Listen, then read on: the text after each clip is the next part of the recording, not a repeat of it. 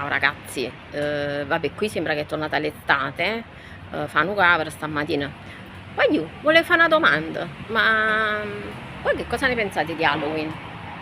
Ci sono un sacco di opinioni del fatto che in Italia c'è questa tradizione di festeggiare Halloween, che è una festa americana, no? Vi dico quello che penso io.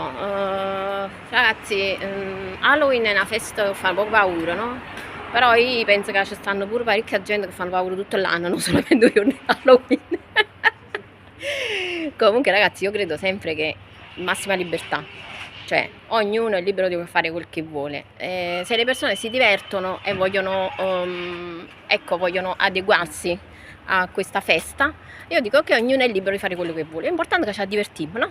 A me personalmente piace, vabbè, perché a me mi piace l'horror. Sto proprio in due settori, in due campi.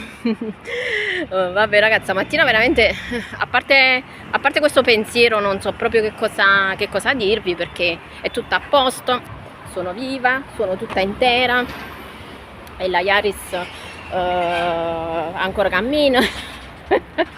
Mo vado a fare una bella colazione ragazzi, non napoletana purtroppo, ma prossimamente devo veramente cercare di fare un salto a Napoli, perché mi manca tantissimo.